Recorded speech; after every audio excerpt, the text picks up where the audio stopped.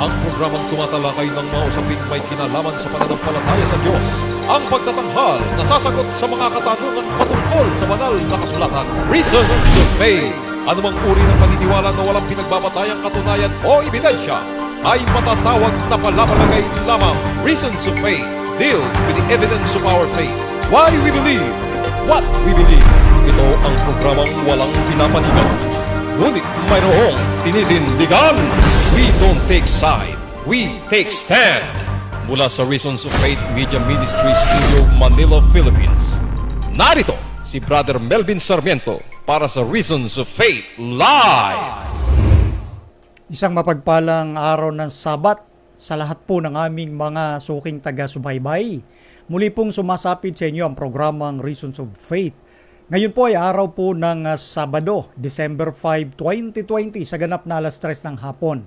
Kami po ay nagpapasalamat dahil nandyan po muli kayo nakaantabay upang patuloy na sumubaybay at makinig ng mensahe mula sa ating Panginoon. Sa pagkakataon pong ito ay sasagutin po namin yung mga katanungan na nabinbin. At kami po ay patuloy na nag-aanyaya na ibahagi nyo rin po yung ating mga videong mapapanood sa lahat ng ating mga kapatid at mga kaibigan.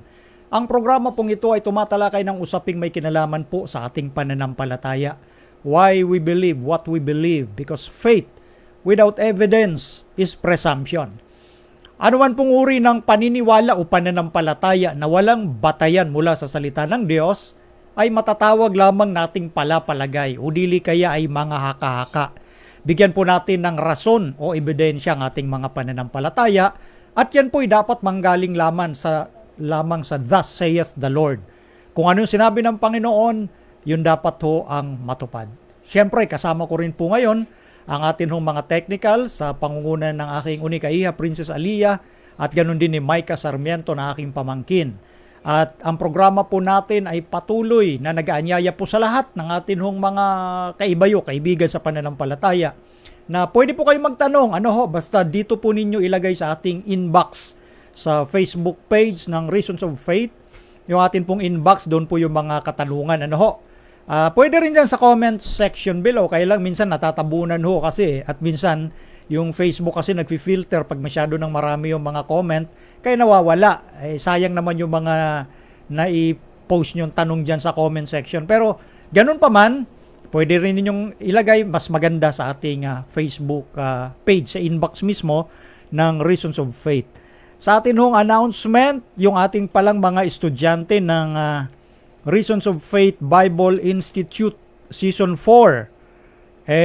Mamaya ho ang atin hong evaluation. Sa mga estudyante lamang po ito ng Reasons of Faith Bible Institute Season 4. Mamaya pong alas 7 ng gabi yung second batch, magkakaroon po tayo ng one-on-one evaluation gaya ng aking ginawang una doon sa atin hong first batch. So mamaya ito po yung mga pangalan, mag-ready na po kayo mga students. Ito po yung second batch.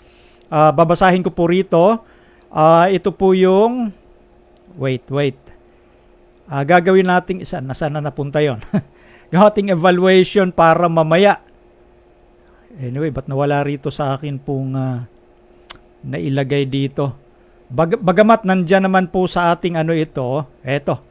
Yan mamaya. Maging ready eksakto alas 7 ng gabi kasi 20 minutes lang yung inilaan ko sa inyo mga kapatid bawat estudyante. So 8 po kayo, matatapos ito ng 9:20. Unang-una dyan si Nerisha Bulabog. Alas 7 eksakto papadalhan ko po kayo ng Zoom link, 20 minutes yung allowed lamang po sa bawat estudyante. Next si Rinilyn Bulabog 7:20. And then si Jenny Avilino 7:40. Si Lopi Amogawan, alas 8 ng gabi. Si Pauline Cochonco, 8:20. Si Malu Cochonco, 8:40. Si Edivord Helonga, 9 p.m. And last, si Daniel Galvez, 9:20. So pakiready po agad kasi tuloy-tuloy ho natin gagawin itong one-on-one. Starting 7, dapat matapos ng 9:20 po ng gabi. At yung third batch po nandito, nakalagay naman sa ating Google Classroom, kaya panay po yung panawagan natin na doon po kayo pumunta sa ating Google Classroom. Huwag po doon sa ating group chat sa Facebook. Secondary lamang po yon at kadalasan natatabunan na ho yung mga nakapost naming announcement doon. Yung pinaka-official at primary na pwede nyo pong tingnan sa ating classroom. Lagi ho doon. Hindi ho yung magpapalagay ho kayo doon sa ating group chat, minsan natatabunan, hindi ho na ho nakikita. Hindi ho kami tumitingin talaga doon. Sa aming mga official announcement, dito po sa ating classroom. Ngayon, kung maaring dahil di kayo pumapasok sa classroom, maiiwanan po kayo, hindi na ho kayo dadaan sa one-on-one, mawawala ho yung mga subject, pati ho yung mga lesson na aking ipo-forward, yung lesson 4, hindi na ho rin ninyo makikita yon. So, be attentive ho. Be attentive sa lahat ng ating mga estudyante. Laging sa classroom pumasok para hindi kayo mahuli sa balita. Ganun ho talaga. Pag di kayo nagpapapasok, malamang ho, hindi na ho ninyo matutuloy yung ibang mga subject na tinuturo ko at yung mga na-evaluate ko, sila po ang makakapanood nun. So, binago namin yung amin hong sistema kasi sabi ko nga, ito po kasi ay first time namin ginawa online at ang napapansin namin, yung iba ho kasing mga estudyante, pumupunta lang doon sa ating classroom pag meron na ho tayong in-upload na lesson video. So, yung iba doon, wala man lang reaction paper. So, hindi ho sila nagpapakita. So, nasa sa inyo naman po yan. Anyway, libre nating tinuturo ito. So, nasa inyo na po yan. Kung, kumbaga, meron kayong, kumbaga, sa loobin ay ipagpatuloy. Nasa inyo pa rin po yan. Basta sa akin, yung na-evaluate ko po, yun lamang ang makakatanggap ng ating lesson. Ano ho? So, yun. Next, yung ating third batch ay sa darating na po na Lunes. Mamaya yung second, no? At sa Monday, this coming Monday, 7 p.m., December 7, mag-ready na po sila Josie Villar, alas 7. Ganun din, every 20 minutes. Pangalawa, Emilia Hagunos, Judilyn Tanwatco, Jaymar Madrigal, Dwiki Servidad, Brad Lito Pami, Jimmy De La Rosa, Crisanta Corrales. Yun ang 9:20.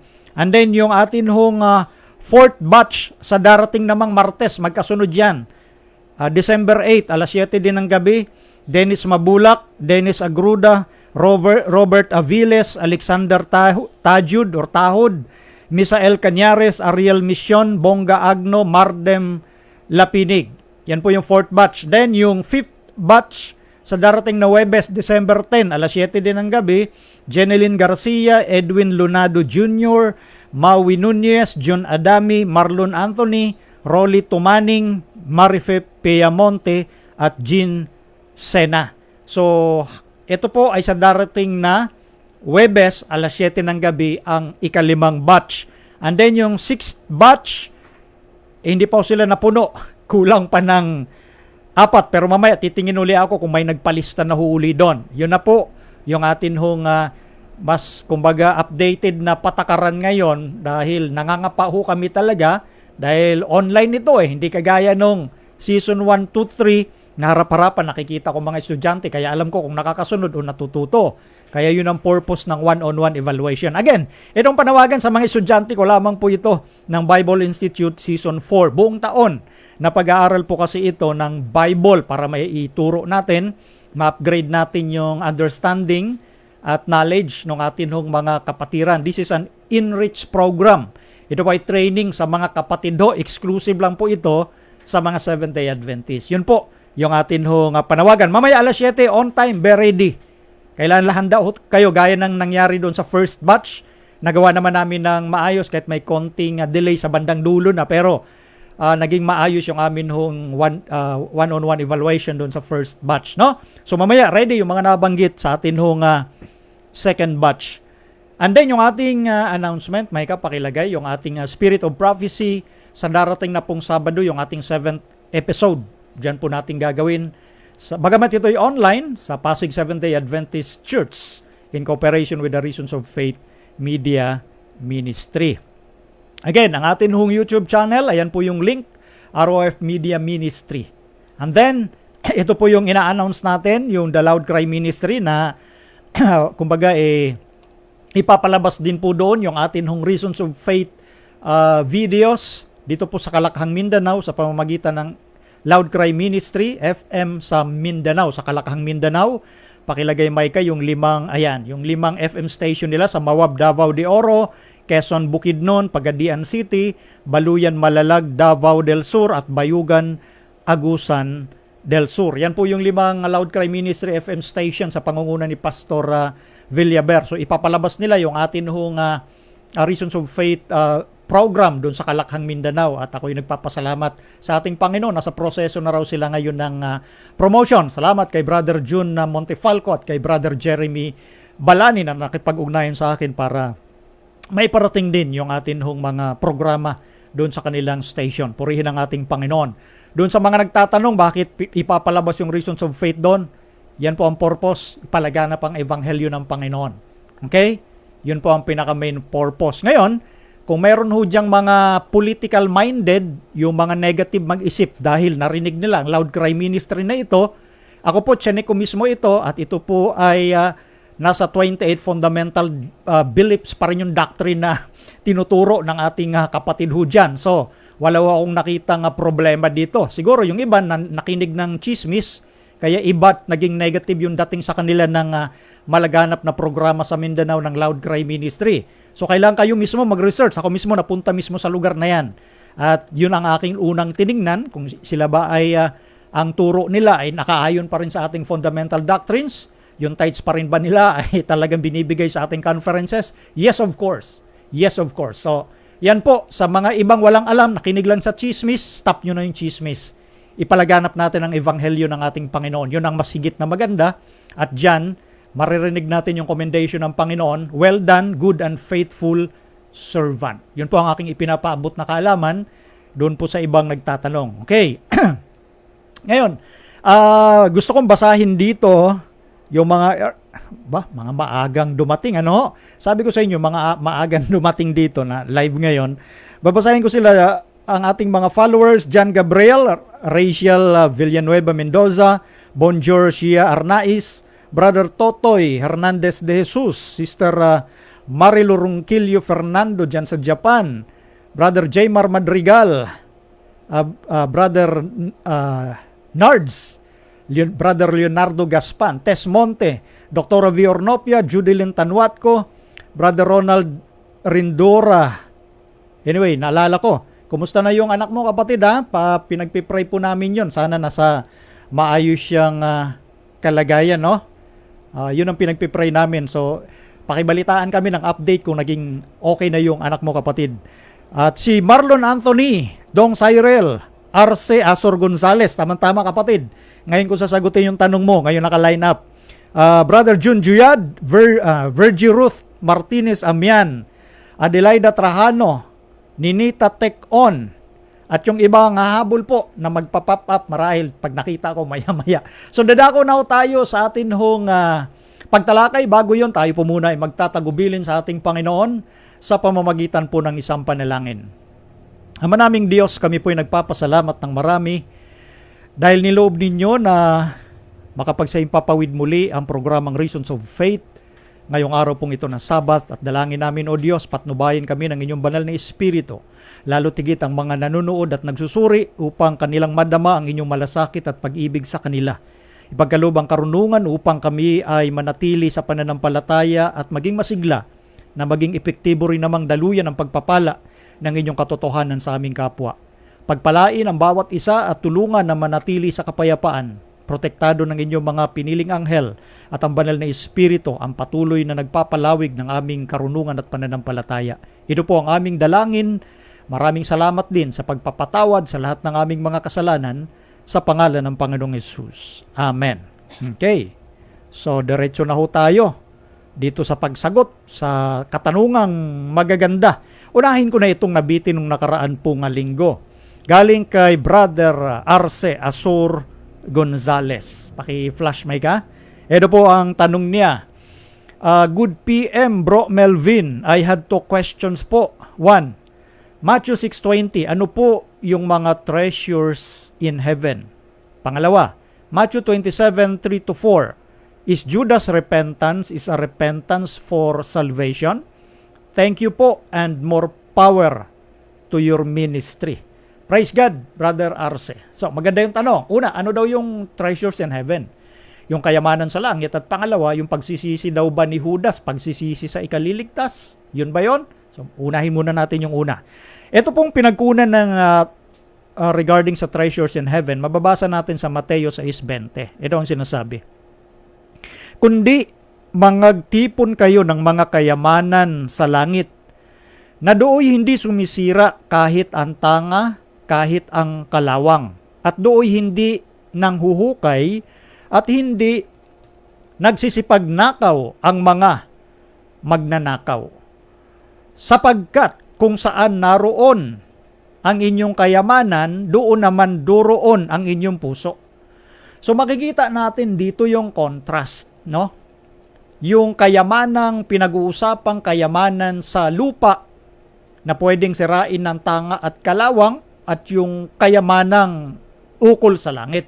So yan po yung binabanggit nating contrast, magkaiba ho na kayamanan ng pinag-uusapan. At ang tanong nga, ano yung kayamanan na yon na nasa langit na sinabi ng ating Panginoon na hindi kayang sirain ng kalawang o tanga at hindi kayang nakawin ng mga magnanakaw.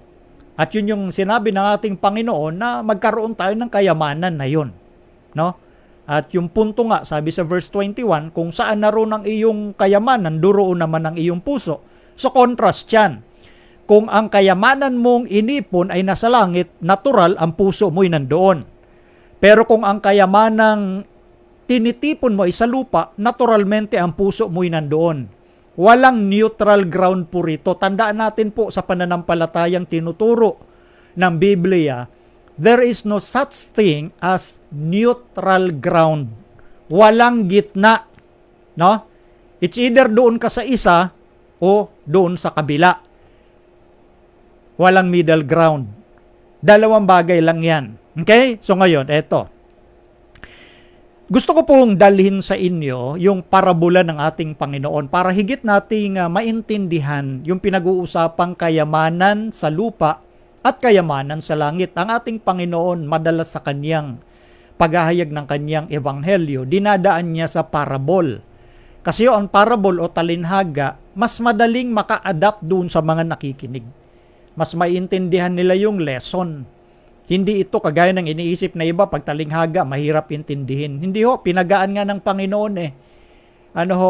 Ibinigay niya yan, lalo na doon sa mga mananampalataya niya. Marahil doon sa hindi mananampalataya or halfway, nasa middle ground, kumbaga gegewang-gewang yung kung saan niya gustong lumugar, mahirap sa kanilang unawain. Yun ho ang talagang literal na kalagayan ng hindi makaunawa dito po sa mga parabol ng Panginoon. Eto, pag pinag-usapan itong mga bagay na ito, gusto kong dalhin sa inyo yung pong talinghaga at nang masagot natin ito, Brother Arce. No? Itong talinghaga na nakatala sa Mateo 25, dalawang parabol yung nandoon. Yung talinghaga o parabol tungkol sa matatalinong babae at doon sa mga mangmang. Yung 10 virgins, yung 5 wise, yung 5, yung another na 5 ay tinatawag na foolish or mangmang. So ngayon, eto, sabi rito, gusto kong basahin yung sa Seventh-day Adventist Bible Commentary, Volume 5, page 508. No? Ang sabi rito, the wise virgin of the parable represent those Christians who understand, appreciate, and avail themselves of the ministry of the Holy Spirit. Wise indeed are Christians today who welcome the Holy Spirit into their lives and cooperate with Him in His appointed task. Sinasabi ho dyan na matatalino nga yung mga babaeng 5 na nagsasalarawan ng mga Kristiyano na nakakaunawa at kumbaga ikinikilala at kanilang tinatanggap sa kanilang mga buhay ang ministeryo o gawain ng banal na espiritu. Kaya sila ay tinuturing na matatalino. Bakit nasabi ito ng Bible commentary? Eto ho, tingnan natin yung sinasabi sa tala ng Biblia. No? Etong Matthew 25:13 na sinasabi dito, pakinggan nyo po ang sabi. What's therefore, for ye know neither the day nor the hour wherein the Son of Man cometh. Ito po ay verse 13. Yung parable regarding sa 10 virgins na yung 5 ay matalino at yung 5 ay mangmang, nasa verses 1 up to 12. No? At dito sa verse 13, ito ngayon yung admonition. Ito yung sinasabi ritong pagbibigay ng babala na kayo'y mangagpuyat sapagkat hindi ika ninyo nalalaman ang araw at oras ng pagdating ng ating Panginoong Hesus, uno yung anak ng tao.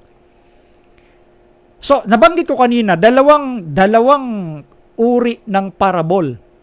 Etong nasa Matthew 25. Etong parable ng 10 virgins at parable ng talent. At itong nasa verse 13, ito yung kumakatawan na pinakagitna.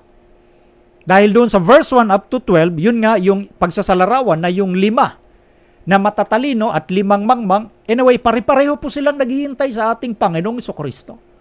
Mga mananampalataya ho, pareho yung matatalino at mangmang at meron ho silang pagkakaiba naman. Bagamat ang pagkakapareho nila, sila'y mga lingkod din ng ating Panginoon. Pareho silang naghihintay, yun ang tandaan natin. Yung 5 itinuring na matatalino may dalang ekstrang langis. Kasi alam nyo, ito po kasing setting ng parable na ito ay nakabase sa tinatawag na kasalan sa konsepto ng Near Eastern people. Etong mga Hudyo doon sa kapanahunang yon. Kasi ang kasalan kuminsan inaabot ng matagal na araw at ganoon din yung paghihintay doon sa groom. So nasa setting po ito nung kultura noong kapanahunang itong pinag-uusapan. Na doon ay isinalarawan ng ating Panginoon yung isang kalagayan na yung 5 dahil kumbaga inasahan na nila na magtatagal yung groom o asawang lalaki. So yung ilawan nila, kailangang magdala sila ng extra o dagdag na langis. Para pag naubos yung langis sa ilawan, alam nyo naman, nung kapanahunang yon, ang pangpailaw po ay langis, no? So, dahil sa expectation nila na magtatagal nga yung Panginoon at kung sakaling magtagal din nga, dapat meron silang dalang extra para hindi mawala yung kanilang ilaw. Yun yung pagkakaiba nung 5 doon sa 5 mangmang. 5 matalino, 5 mangmang. Yung 5 mangmang kasi, bagamat ang pagkakapareho niya sa matalino, nagdala rin sila ng, mayroon din silang ilawan. Kaya lang walang ekstrang langis. Hindi po sila nagdala ng extra. Sakaling pag nagtagal nga yung hinihintay nilang groom, pag naubos yung langis doon sa kanilang ilawan, mawawalan sila ng ilaw. So, yun yung pinag-uusapan doon na nung panahon nga na dumating nga itong groom, pareho din naman silang nagising. Alam nila kasi may sumigaw nga at nagising pare-pareho. Kaya lang, yung sigaw na yon ay sinasabing parating na. Nang magising nga yung 10, sabi nung 5 na mangmang, wala kaming dalang extra.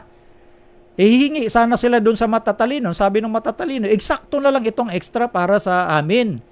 So, maghanap na lang kayo ng bilihan. So, umalis nga yung 5, naghanap ng lugar na makakabili sila, maka-avail sila ng langis. At hanggang dumating nga yung groom, na yung 5 ay naghahanap pa kung saan bibili, pinapasok na yung 5 matatalino ng groom at nung dumating nga yung 5 mangmang, yun na ang sinabi ng groom na wala na silang pagkakataong makapasok. So yun yung may kinalaman po yun sa kaligtasan. No? Yung parable about sa wise virgins na parehong mga alagad ng Panginoong Jesucristo, naghihintay din sa kanyang pagdating, kaya lang, ang kaibahan nila at doon sila tinawag na wise, dahil nga yung 5 matatalino na unawaan nila at kinikilala nila yung gawain ng banal na espiritu sa kanilang mga buhay. Meaning to say, character po yun Meron silang larawan ng ating Panginoon na hinubog ng banal na espiritu sa kanilang mga puso. Lumalabas ang kanila pong isinasabuhay ay ang buhay ng ating Panginoon dahil nakipag-cooperate po sila sa gawain ng banal na espiritu na baguhin ang kanilang mga puso. Samantalang yung 5 mangmang, binaliwala nila yung paggawa ng banal na espiritu. Yung kanila pa ring karakter ang lumitaw. Kaya yun ang naging dahilan na hindi sila nakapasok. At ang karakter po, gaya ng banggit doon sa parabola, hindi po yan nahihingi. Hindi po yan na ipapasa kagaya ng ginawa ng 5 mangmang, pahingi nga ng ekstrang langis. Ang karakter hindi na ipapasa. Hinuhubog po yan sa atin habang naghihintay doon sa groom ang ating Panginoong Jesucristo. Pinapayagan mo na yung mga kahinaan natin gawan ng pagbabago ng banal na Espiritu. Yun po ang pinag-uusapan doon. Yun po yung intention ng parable na habang naghihintay tayo sa ating Panginoon, nandoon yung preparation. Nandoon yung basic instruction before leaving earth. Saan? Sa Bible. Nasa Bible po kung paano natin marating yung tinatawag na kasakdalan. Bagamat wala pang nakarating ng kasakdalan ang ating Panginoon, pero hindi naman tayo tatanggapin ng Panginoon kung wala naman tayong pagsusumikap na marating yon. Kagaya ng sinabi ni Apostol Pablo sa mga taga-Filipos na hindi ko inariika na narating ko na, ngunit ako'y nagpapatuloy, baka sakaling maabot ko yung ikinaabot sa akin ng Panginoong Jesucristo. Yun nga yung kasakdalan. So, habang buhay ang tao, patuloy siyang umaasa na baguhin yung kanyang kahinaan ng banal na Espiritu, mabago ang kanyang larawan ayon sa larawan ng Panginoon, yung lagi kang nakatingin kay Kristo. Sabihin, minimeditate mo yung buhay ni Kristo, hindi yung buhay mo pa rin ang nakikita. Kaya nga, hindi pwedeng maipasa nung 5 matalino yung karakter nila doon sa 5 tinuring na mangmang dahil ang karakter po, hindi ho naman talaga na ipapasa. Ibinubuhay yan sang-ayon po sa biyayang hinihingi sa atin ng Panginoon. So yan po yung tinatawag na state ng paghahanda, kalagayan ng paghahanda, hindi nangangahulugan na ikay Kristiyano kaibigan, bagamat marahil hindi ka namin kasama sa pananampalataya, o maging yung kasama namin sa pananampalataya, kahit Seventh-day Adventist ka pa, pero yung buhay mo, hindi mo pinayagang baguhin ang banal na Espiritu, itinuturing ka ng Biblia na mangmang. Yun po yun. So hindi ang pinag-uusapan dito yung intellect. Yung pinag-uusapan dito, yung pagkilala mo doon sa gawain ng Godhead sa pamamagitan ni Kristo na isabuhay mo yung kanyang sinabi at yun ay sa pamamagitan ng kapangyarihan ng Santong Espiritu na gagawa sa ating mga puso. Kaya pagdating sa verse 13, after na makonclude yung parable, yung una, doon sa from verse 1 up to 12, ang sabi ng Panginoong Jesucristo, kayo'y mga puyat. Watch therefore, sapagkat hindi ninyo nalalaman ang oras ng pagdating ng anak ng tao o ng ating Panginoon. So, ang kalagayan natin ngayon, dapat talaga tayong nagpupuyat, naghahanda. Hindi ho nangangahulugan yung pagpupuyat dito ay yung hindi ka matutulog, no? Pakilagay nga, Micah, sa screen. Ito po yung pinanggalingang salita sa Grego ng salitang naisaling watch or mangagpuyat. Ito po yung salitang Gregorio. Pag sinabing Gregorio, to arise, arouse, to watch, to refrain from sleep, it was transferred in meaning from the physical to the moral religious sphere. Yun pala yun. Hindi, walang kinalaman sa physical yung magpuyat ka as in hindi ka matutulog, kundi may kinalaman sa tinatawag na pangunawa sa relihiyon. Religious sphere na maging mapaghanda tayo. Maging attentive. Tingnan nyo. Ito pakilagay sa screen, Micah. It denotes attention to God's revelation or to the knowledge of salvation. A mindfulness of threatening dangers which, with conscious earnestness and an alert mind, keeps it from all drowsiness and all slackening in the energy of faith and conduct. Yun pala yun. Nangangahulugang alin?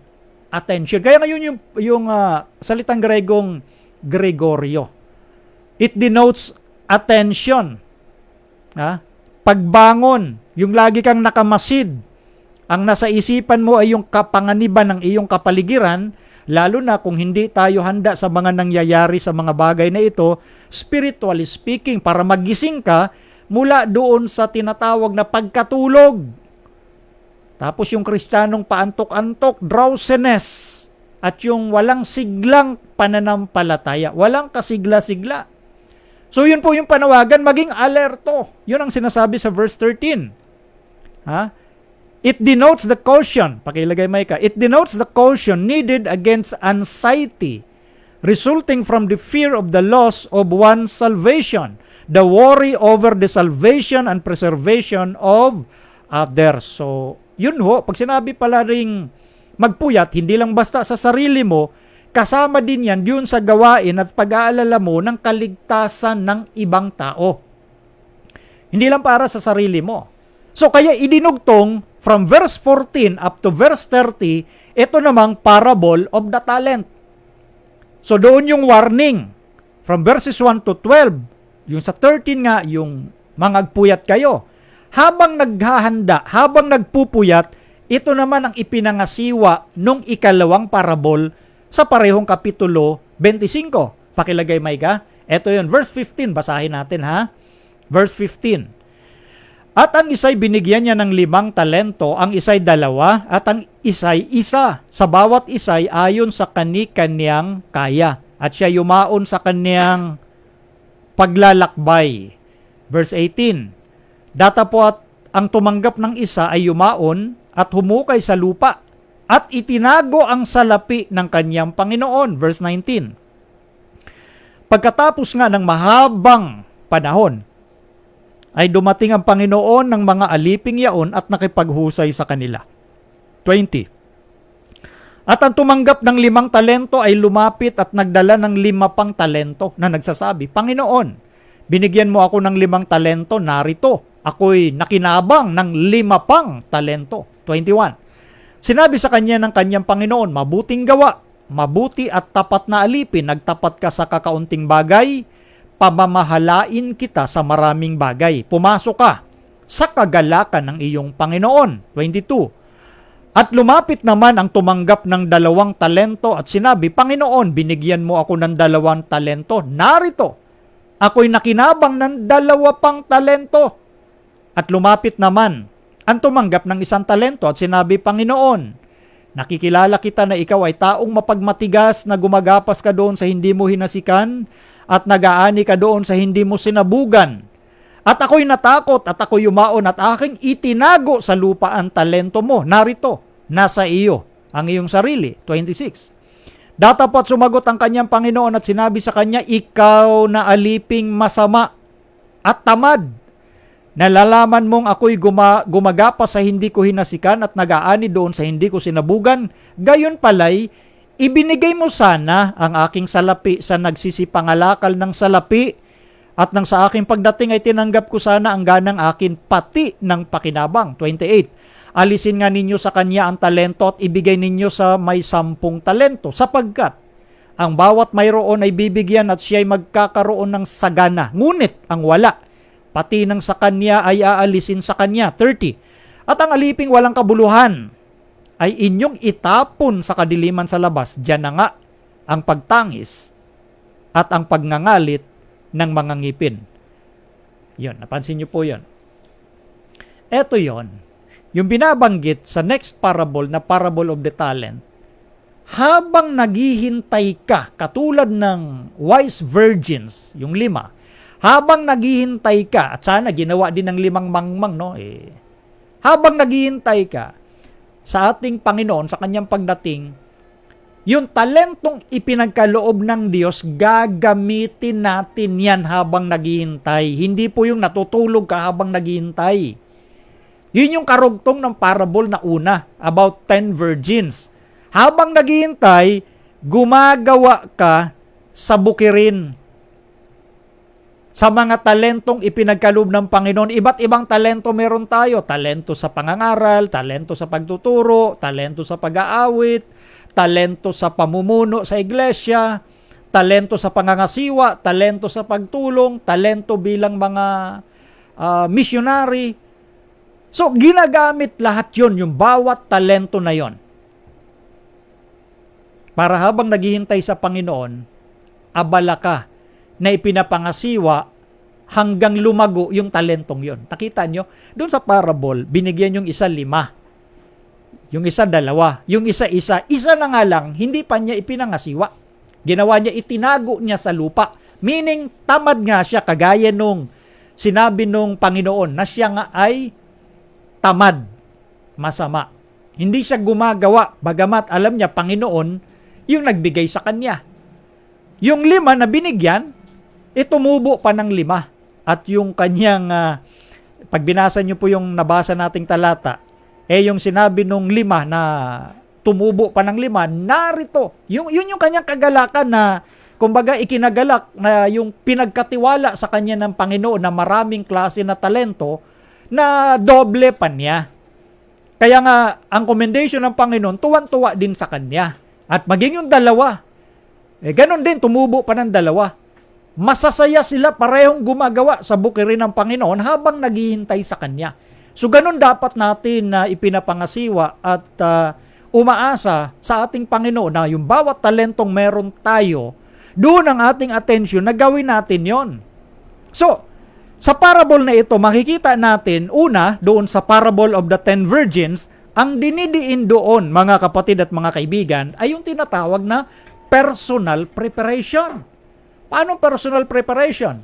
Na yung ating mga kahinaan sa tulong at biyaya ng Panginoon sa paggawa ng banal na Espiritu ay ating mapagtagumpayan araw-araw. That is personal preparation. Lahat tayo may kanya-kanya pong kahinaan. At kung wala tayong ginagawa na pagkilala sa paggawa ng banal na Espiritu sa ating mga puso, di ba yan ang panalangin ni David? At yan ang sinabi ni Propeta Ezekiel. Ang sabi ng Diyos, bibigyan kita ng pusong laman. Aalisin ko sa iyo ang pusong bato. At bibigyan kita ng bagong espiritu. At palalakarin kita sa aking palatuntunan. Ganon kabuti ang Diyos. Mayroong gagawin siyang spiritual operation sa iyo. Papalitan yung ating pusong bato. At yan yung panalangin nga ni David sa awit 50. Create in me a clean heart, O God. At yan ang panalangin ng bawat lingkod ng Diyos na naghihintay sa pagdating ni Kristo. That is personal preparation. Yun po ang dinidiin sa parable of the 10 virgins. Meron kang personal preparation, hindi basta-bastang lip service na ako din naghihintay sa pagdating ni Kristo. Pero wala kang ginagawa. Na pagkilala sa gampanin ng banal na Espiritu na mabago ka. Marami akong naririnig na ang kanilang katwiran, ganito na talaga ugali ko. Ano magagawa ko? Yan ang problema mo. Yan yung ugali ng 5 mangmang. Hindi nila pinagsumikapan, kaya nga sabi ng Panginoon, di ba? Sinulat ni Pablo. 2 Korinto 12:9, ang aking biyaya ay sapat sa iyo. Kaya kang baguhin ang ating Panginoon. Kayang baguhin ang pag-uugali mo, gaano man yan kasama, gaano man yan kahirap para sa iyo. Dahil ang biyaya ng Panginoon sapat yung kanyang kalakasan sa iyong kahinaan. Yun ang sampalatayanan natin, di ba? That is personal preparation. Yan yung sinasabi kanina sa binasa natin sa ating Bible commentary. Kaya sila wise o matalinong dalaga, yung 5, kasi kanilang kinilala, tinanggap nila na may galak ang gawain ng banal na Espiritu sa kanilang mga puso. That is personal preparation. Yun ang hatid nung parable na yon. And then, sinasabi nga yung admonition, yung warning sa verse 13, na kayo'y mangagpuyat. Meaning, kumbaga, tinitingnan mo yung iyong isipan, attentive. Kaya nga attention ang pinag-uusapan sa Gregorian na Gregong salita. Attentive ka sa sinasabi ng salita ng Diyos na nagaganap sa ating panahon sa pamamagitan ng propesiya. Nakikita mo yung galaw ngayon ng sanglibutan, hindi kung doon ka pa rin nakapirmi sa mga elementary teachings ng, kumbaga, sa pasimulang aral. Alam nyo, ang isang Seventh-day Adventist Christian na lumalago, matapos niyang malaman yung doktrina at siya ay naging Adventist, nag-i-improve siya sa kaalaman, hindi siya tumitigil sa elementary teachings. Hindi ka na nanatili pa rin doon sa tinatawag na elementary teachings like Bible game, song game, para lang yun sa mga bago. And then ikaw mag-i-improve. Mag-i-improve ka ng kaalaman. Lalo na sa nagaganap ngayon sa propesiya. Etong mga nangyayari sa ating kasalukuyang panahon, ang iniisip ng iba, maging sa mga kapatid, ililipas din ito. Etong pandemic, hindi nila naiintindihan na ito'y bahagi ng last day event sa Bible prophecy. So yan yung punto na be watchful, be mindful, be attentive. Tingnan natin yung nagaganap sa paligid ayon sa biblical perspective, nag-i-improve ka. Ngayon, iba na ho yung attention ng marami. Nawawala yung focus sa last day events. na nagiging dahilan na hindi na sila mapaghanda sa nagaganap na ngayon sa ating sanglibutan. Manapa, marami ang nahahawa sa mga filosofiya na umiiral ngayon sa sanglibutan katulad ng postmodern philosophy. So kaya nga sinasabi sa verse 13, yung admonition, be watchful. Watch therefore, mangagpuyat kayo. And then, anong paraan ng pagpupuyat? Anong paraan ng pagiging attentive aside from studying the Bible prophecy and the last day events? Gagawin mo. Ibubuhay mo. I-improve mo yung talent para sa kapakinabangan ng Panginoon. Makinabang yung iba, kaya ka nga nandito, kaya ipinagkatiwala ni Kristo yung Great Commission to preach the gospel, at yung preaching nga, kasama dyan yung iba't ibang talent din para makinabang yung ibang tao. So, yung parable of the talents, after verse 13, verse 14 up to 30, ang dinidiin dito ay yung responsibility natin sa pagliligtas ng mga kaluluwa. Yun po yung punto. Ginagamit natin yung ating talent supposedly hindi para i-glorify ang sarili mo, kundi para makinabang ang ibang tao sa'yo. Yung hindi pa nakakaalam ng katotohanan. That is the point. Ngayon, from verse 30, matapos yung parable of the talent, ipinakita, sa Matthew 25 pa rin tayo, from 31 to 46, yung tinatawag na reward and punishment. Ngayon gusto ko pong pansinin niyo po ito, at ito'y nasa context so tayo nung tanong. Babalikan ko lang ha, nasa context tayo nung tanong, no? Regarding sa treasures in heaven. Kung saan yung naroon yung puso mo, yun yung gagawin mo. So ngayon ang tanong dito sa ating pinaliwanag na ito, nasaan ngayon yung puso mo? Hindi pa ito ang pinakatumbok na kasagutan ha. Pinakita ko lang sa inyo para maintindihan natin yung dalawang prinsipyong naglalaban. Matapos yung parable of the talent, at yun nga, yung isipin mo, yung isang binigyan ng talent, isa na nga lang, hindi pa pinagyaman, gamana pa, ibinaon niya sa lupa. Kaya pagdating ng Panginoon, siya pa yung matapang, siya na nga may kasalanan, at ganyan ho ang psychology ng tao. Di ba napapansin nyo? Yung reverse, yung ginagawa nilang reverse psychology, sila na nga may kasalanan, sila pa yung naggagalit-galitan. Di ba ganyan yung mga scammer? Yung mga manloloko, sa madaling salita, yung mga scammer, pag nahuli mo, marami hong maraming sign na scammer. Kasama sa sign, yung sila pa yung naggagalit-galitan. Parang dito sa parable of the talent, siya na nga yung tamad, siya na nga yung hindi gumawa ng tama, siya pa yung galit sa Panginoon. Sinisipan niya ang Panginoon, di ba? O, kaya, alam nyo, yung mga talento natin, gagamitin natin yan. Kanya-kanya tayong talento, gamitin natin yung mga talentong yan para i-glorify ang Panginoon at para maligtas yung mga kaluluwa. Kung magaling ka umawit, gamitin mo yan. Para yung mga hindi nakapakinig ng, kumbaga, gospel ng Panginoon, ang gospel na papakinggan din sa pamamagitan ng mga awitin. At marami na hong mga testimony o patutuo na may mga kaluluwa na na-convert, kinilala si Kristo bilang Panginoon ng kanilang buhay dahil sa awitin. Awitin para sa Panginoon, nakaka-convert po yan. Di ba? So ngayon, eto ngayon yung reward and punishment. Di ba? Yung una, personal preparation, the parable of the 10 virgins. And then yung admonition sa verse 13. And then, habang meron kang personal preparation, yung talento na meron ka, pinapangasiwa mo sa pamamagitan ng biyaya ng Diyos. Yan yung ini-stress sa parable of the talents. And then, pag dumating ng Panginoon, this is the reward and punishment. Tingnan nyo ha. Sa verse 35, pakilagay Micah, sabi rito, sapagkat ako'y nagutom, at ako'y inyong pinakain, ako'y nauhaw, at ako'y inyong pinainom. Ako'y naging taga-ibang bayan, at inyo akong pinatuloy. Stop muna tayo dyan. After that parable of the talent, no, pinakita na yung sitwasyon from verse 31 na pinagbukod-bukod na ng Panginoon yung ligtas at hindi, yung tupa at kambing. Siyempre yung tupa sa kanan, kambing sa kaliwa. And then, sabi ng Panginoon dun sa mga kanyang mga tupa, ako'y inyong pinakain, ako'y nagutom, inyo akong pinakain, ako'y nauhaw, inyo akong pinainom, ako'y naging taga-ibang bayan at inyo akong pinatuloy. Naging hubad, pakilagay Micah, verse 36, naging hubad at inyo akong pinaramtan. Ako'y nagkasakit at inyo akong dinalaw. Ako'y nabilanggo at inyo akong pinaroonan. O ngayon, sabi nung mga nasa kanan, tong mga tupa, Panginoon, saan ka namin nakita na ikaw ay nagutom at pinakain ka namin? Saan ka namin nakita na ikaw ay nauhaw at pinainom ka namin? Saan ka namin nakita na ikaw ay estranghero o taga-ibang bayan at pinatuloy ka namin? Panginoon, saan ka namin nakita na ikaw ay hubad at binigyan ka namin ng damit?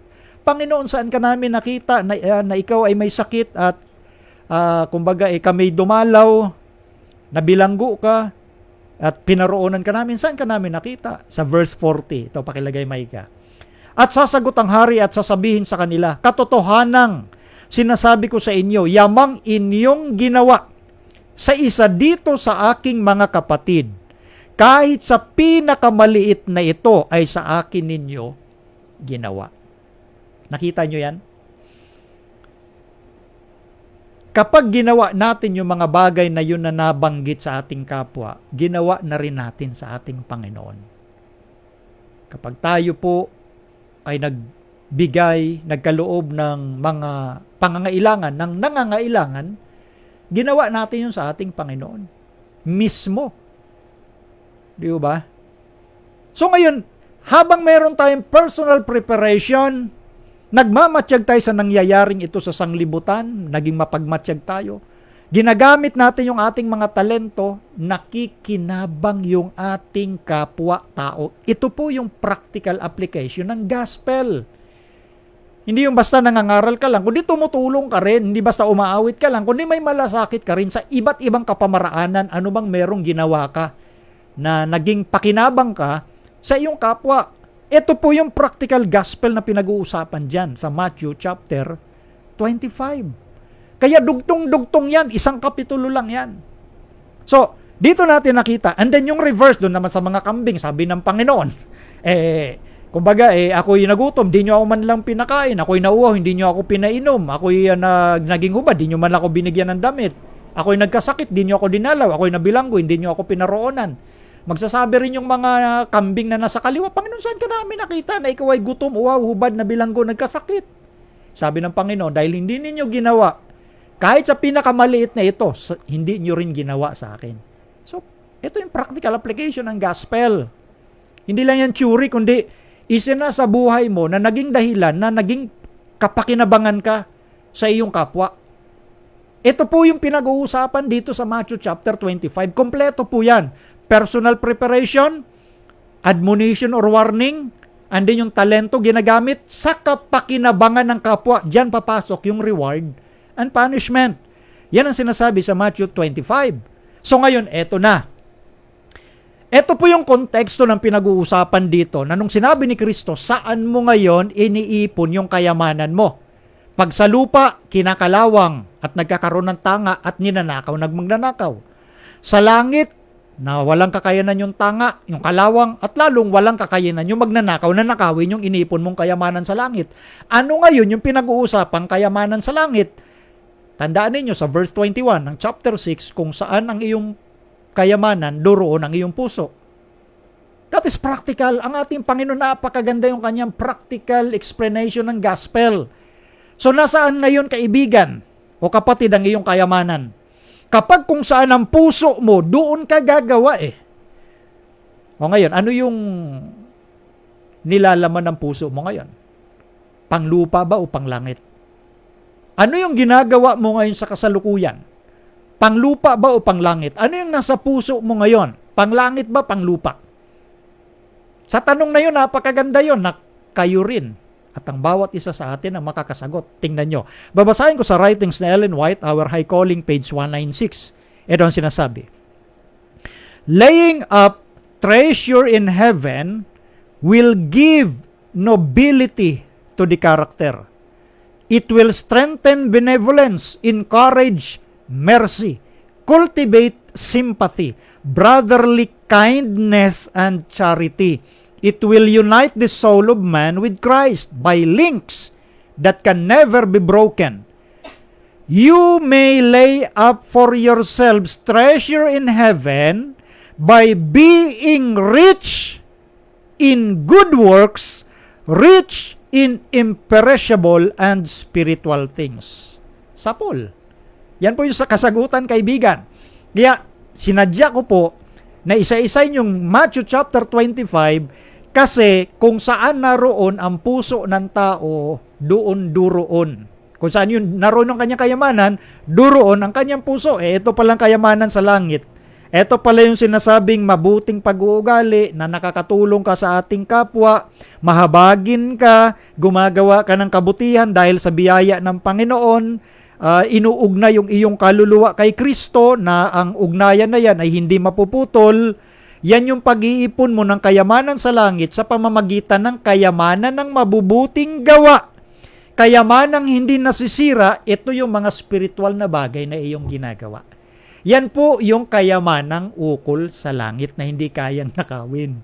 Mayaman ka sa gawang mabuti dahil nga sa iyong personal preparation at sa paggamit mo ng mga talento na nakikinabang ang kapwa-tao mo. Yan yung kayamanang iniipon mo sa langit dahil yung kayamanang yan, kaya mo ginagawa, nandyan ang iyong puso sa gawain ng ating Panginoon. Nandyan ang iyong kayamanan, therefore nandyan ang iyong puso. Hindi ka kayang pigilan ng kahit ano, ng kahit sino, na gawin alang-alang sa kapurihan ng Diyos. Yan ang pag-iipon ng kayamanan na hindi kayang nakawin ng sino man.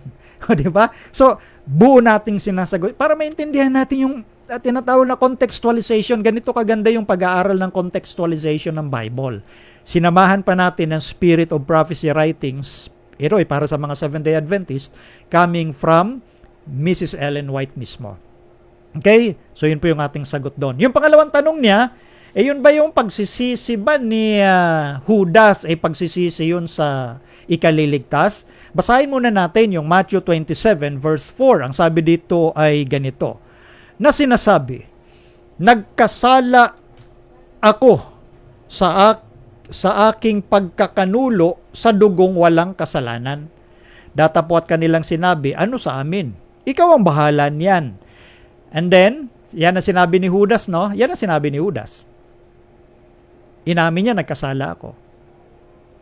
Pero yung pag-amin niya ng pagkakasalang yan, hindi yan yung pagsisisi na ikinalungkot niya yung kanyang pagkakanulo sa ating Panginoon. Yun yung punto. Alam naman ni Judas na nagkasala, pero yung kanyang pagsisisi, hindi sa kalungkutan sa kasalanan, kundi sa takot doon sa kaparusahan o kabayaran ng kanyang kasalanan.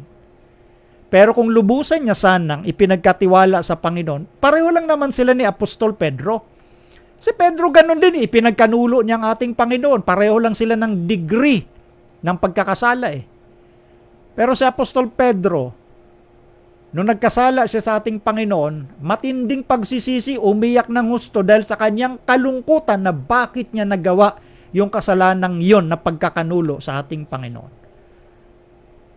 Yun ang contrast. Yun yung, kumbaga anyway, meron silang common denominator ni Apostol Pedro, itong si Judas. Mabigat na kasalanan niyang ginawa ng dalawa, pagkakanulo. Kaya lang, yung pagkakaiba nila, si Pedro nagsisi sa ikalulumbay, ikinalungkot niya yung kasalanan. Ito naman si Judas, ikinatakot niya yung kaparusahang pwedeng mangyari sa kanya dahil sa kanyang pagkakanulo sa anak ng Diyos. So, doon sila nagkaroon ng pagkakaiba ni Apostol Pedro. Si Apostol Pedro, nalumbay dahil sa masamang ginawa niya. Si Judas, natakot dahil doon sa kaparusahang tatanggapin niya, ngunit kung sana nagsisi siya sa ikalulumbay, di sana, nagkaroon siya ng pag-asa sa kaligtasan. Ngayon, ito. Pakilagay yung sinabi ni Apostol Pablo sa mga taga-Korinto. 2 Korinto 7:10, ganito ang sinasabi. Sapagkat ang kalumbayang mula sa Diyos ay gumagawa ng pagsisisi sa ikaliligtas na hindi ikalulungkot. Datapwat, ang kalumbayang ayon sa sanglibutan ay ikamamatay. Di ba? Pinaliwanag na mismo ng apostol na si Pablo na yung kalumbayan o kalungkutang galing sa Diyos gumagawa ng pagsisisi para sa ikaliligtas. Di ba? Yun ang ginawa ni Apostol Pedro. pagsisisi yon sa ikaliligtas dahil yun yung kalumbayan o kalungkutang mula sa Diyos. Hindi ikilalulungkot. Yun ang sinasabi ho dyan. Diba? Napansin nyo? Ang ginawa ni Judas, kalumbayan ayon sa sanglibutan. Kalungkutang mula sa sanglibutan. Dalawang uri ng kalungkutan pala ito, yung nangyari kay Judas at kay Pedro. Kay Pedro, kalungkutang mula sa Diyos, gumagawa ng pagsisisi sa ikaliligtas. Samantalang ito palang si Judas, kalungkutang galing sa sanglibutan na gumagawa ng alin? Pagsisisi sa ikamamatay. Dahil kaparusahan ng kanyang, kumbaga, ikinatatakot, hindi niya inintindi na patatawarin naman siya ng Diyos. Yun po yung pagkakaiba ng dalawa. Okay? Next question tayo, Micah, galing kay Ledor Yodna. May tanong lang ako tungkol sa mga batang namamatay. Pagdating ng paghukom, di ba bubuhayin ang mga nangamatay? Sila ba ay mananatiling bata at maliit? Pangalawa, narinig ko dati na maging anghel ang mga batang nangamatay. Totoo ba yon at anong talata? Hindi totoo yon. Itong pangalawang tanong, unahin ko na. Pag namatay daw yung bata o sanggol, magiging anghel. Hindi totoo yun. Walang turo na ganon sa Biblia. Hindi sila nagiging kerubin, hindi sila nagiging maliit na anghel. Walang ganon. Yan ay katang-isip o tradisyon lamang ng mga tao na pasapasang paniniwala. Wala yang batayan, walang ebidensya, walang anuman na sinasabing katotohanan mula sa Biblia o salita ng Panginoon. Yung unang tanong na lang ang ating pagtutuunan dito, na yung mga batang namatay daw, pagdating ba ng paghukom, bubuhayin ang mga nangamatay, sila ba'y mananatiling bata at maliit?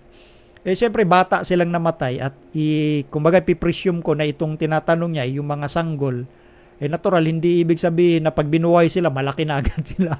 Siyempre, kung paanong namatay siya, kung sanggol siya namatay, natural, sa pagkabuhay na maguli, sanggol pa rin siya. At yung paglaki niya, mangyayari na lang yung sa langit. Kasi hindi naman normal na ang sanggol throughout eternity mananatiling sanggol. Dahil hindi naman yun una, yung panukala ng Diyos. Ang sanggol, kaya sanggol, lalaki yan. Normal ho ang proseso ng Diyos before pa pumasok ho ang kasalanan sa sanglibutan, ganun ho yung kalakaran, no? Na pag pinanganak ang sanggol, natural, lalo na sa pagkain, magsisimula yan sa gatas, no? Liquid, and then saka kakain ng solid, kapag kaya niya ng kanyang sistema ng katawan habang lumalaki. So, habang lalaki ho talaga yan. Siyempre sa pagkabuhay na maguli, bata pa yan, no? Bata pa yan. At pagdating sa langit, natural, magiging normal pa rin. Itong sinasabi ko, naka-base lang ito doon sa, kumbaga, normal na nagaganap before pa, kumbaga, maging bago pa sa ating panahon, yung kasaysayan ng Biblia, ganun ho talaga yon. Okay? Walang batang mananatiling bata magpakailanman. Walang ganon. Tingnan natin, pakilagay Micah. Unang Korinto 15:35. Datapwat sasabihin ng iba, paanong muling bubuhayin ang mga patay? At anong anyo ng katawan ang iparirito nila? Verse 49. At kung paanong tinaglayin natin ang larawang ukol sa lupa, ay tataglayin din naman natin ang larawang ukol sa langit. Itong sinasabi ni Apostol Pablo sa mga taga-Korinto. Kasi merong mga taga ron hindi naniniwala sa resurrection. Kaya ngayon tanong nila, paanong muling bubuhayin ang mga patay? So anong anyo ng katawan ang iparirito nila? Kasi ito yung kumbaga paniniwalang pagano na yung patay paparito. Kaya tanong ng mga nagtanong kay Apostol Pablo ay anong anyo ng katawan iparirito nila? Siyempre yung patay hindi manggagaling kung saan. Nasa libingan sila, yung masama at mabuti nandyan lang. Pero ang sinasabi nga po rito ni Apostol Pablo, kung paanong tinaglay natin yung larawang ukol sa lupa, tataglayin din naman natin yung larawang ukol sa langit. Ibig sabihin, kung anong itsura meron ka dito sa lupa, yung pagkakilanlan mo na yan, makikilala ka pa rin hanggang sa langit, hanggang sa pagkabuhay na muli. Lalo na yung sanggol. Kaya nga sinasabi natin, sa pagdating ng Panginoon, yung sanggol, pag binuhay yan, sanggol pa rin yan. Hindi yung pagsanggol na namatay, binata na siya kapag dating ng ating Panginoon. Hindi gano'n. Normal ho ang proseso. So, meaning, ganun pa rin ang pagkakilanlan. Yung larawang ukol sa lupa, tataglayin din natin. Yung larawan na yan na ukol sa langit. Okay? Ngayon, ito, dadagdagan ko ng sinasabi ni Ellen White dito sa usaping yan. Ang sabi rito, pakilagay Micah, sa Selected Messages, Book 3, page 314. I had some conversation with Elder Mateson in regard to whether children of unbelieving parents would be saved. I relate that a sister had, with great anxiety, asked me this question, stating that some had told her that the little children of unbelieving parents would not be saved. This we should consider as one of the questions we are not at liberty to express a position or an opinion upon, for the simple reason that God has not told us definitely about this matter in His Word. He would have told us plainly. Yan. If He thought it was essential for us to know, He would have told us plainly. Yan ang sinasabi ko rito. Ito kasi may mga, maging noong panahon na Ellen White, may mga nagtatanong kasi sa kanya at meron siya mga dating conversation regarding doon daw sa kapag daw ba yung mga magulang nung sanggol na namatay ay mga hindi mananampalataya, maliligtas din ba yung bata? Kasi yung magulang nila hindi believer, hindi mananampalataya. Kaya diniin mismo ni Ellen White, walang sinasabing ganyang usapin sa Biblia. Kaya wala tayong kumbaga definite na kaalaman tungkol sa ganitong bagay. Kaya kung mahalaga daw ito na ating malaman, hindi sana sinabi na ng Diyos na malinaw yan. So hindi o dapat natin pinag-uusapan, halimbawa, pag yung magulang ba nung batang sanggol na hindi mananampalataya, yung sanggol ba na yun maliligtas? May mga ibang kapatid na nag-a-attempt talaga na sagutin. Yung ating ang propetisa hindi mismo sinabi sa kanya ng Diyos dahil, kumbaga, hindi yun part, hindi bahagi yan ng sure word of prophecy. Kuminsan kasi yung mga tao masyadong curious sa mga bagay na hindi naman na-reveal ng Panginoon. Pero dun sa mga bagay na inihayag ng Panginoon, binabaliwala ng marami. Alam ba, Bible prophecy. Marami nagbabaliwala. Bakit? Dahil daw mahirap maintindihan. So yung gusto nila, yung mga hindi inihayag, maganda pag-usapan. Because yung nature kasi ng tao, masyadong chismoso. Gusto lang nila yung mga curiosity sa mga bagay-bagay na wala naman talagang batayan. Yun ang gustong pag-ukulan, pagbuhusan ng oras na pangapapanganib ho yun Delikado yon. So dapat ang pag-ukulan natin ng pansin yung mga bagay na makapagpapalago sa atin ng pananampalataya at relasyon sa ating Panginoon. Kaya maliwanag na sinabi ni Ellen White, doon sa tanong na yon, hindi sinabi ng Diyos pagdating sa usaping yan na kung maliligtas ba yung sanggol na ang magulang hindi mananampalataya. Okay? Yan. Next, Micah, pakilagay. Babasahin natin ito. Okay, sabi dyan. Wait lang ha.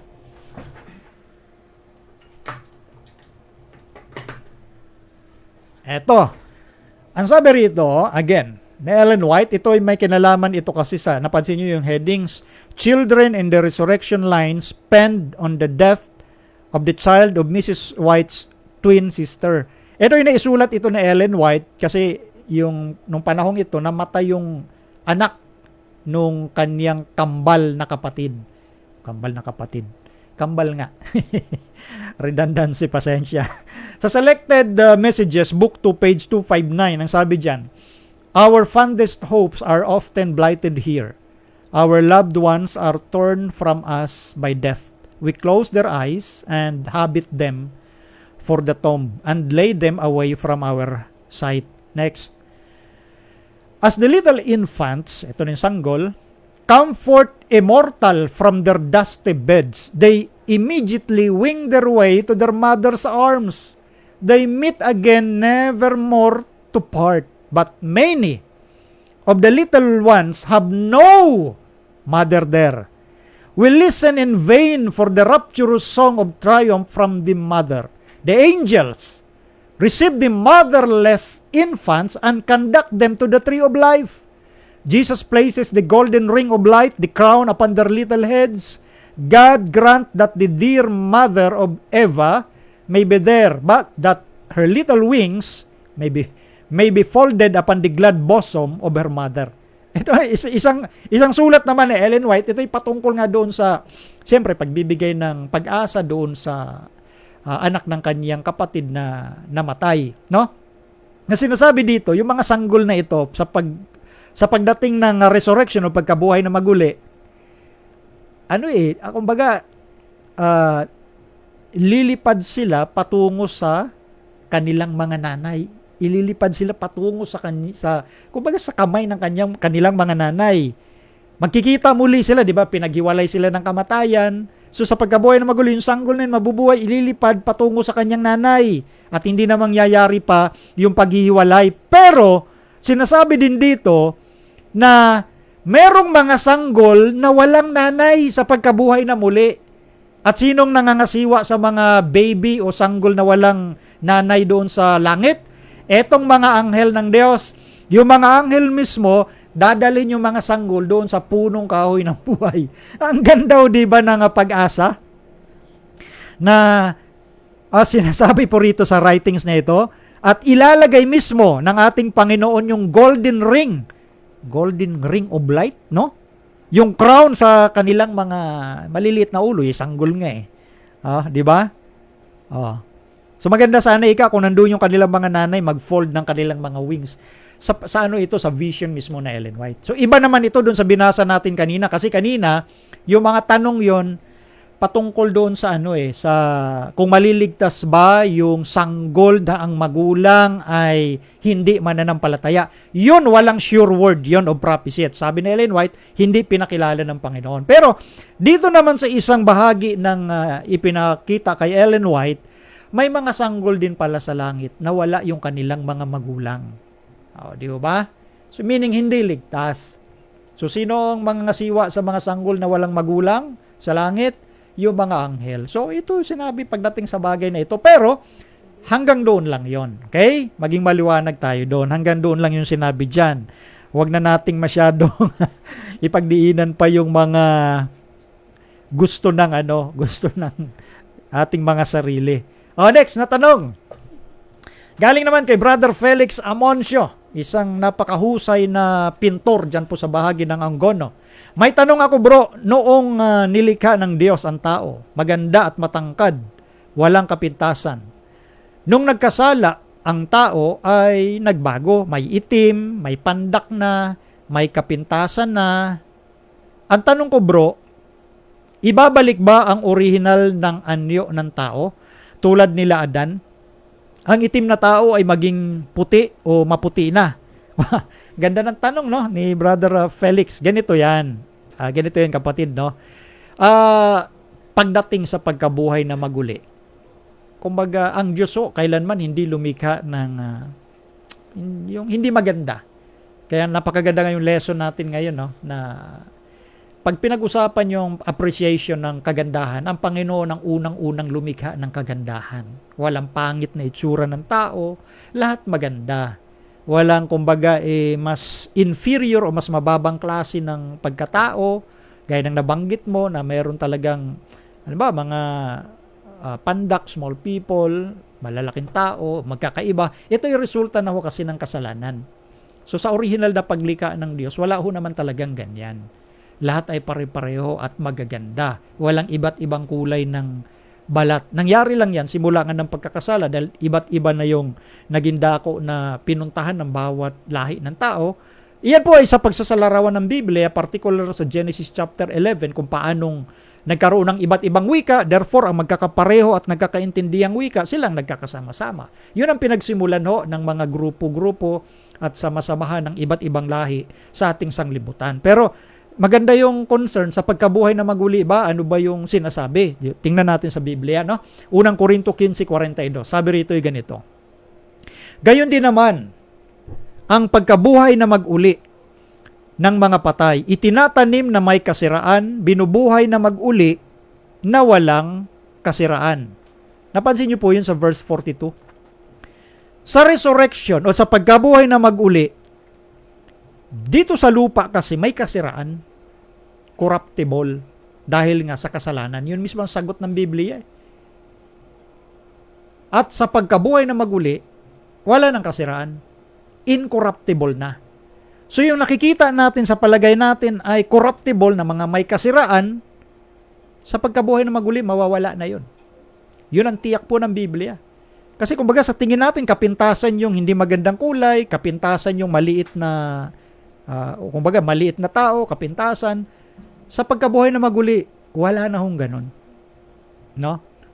Dahil ang Diyos, Diyos ng kagandahan. He is our master artist.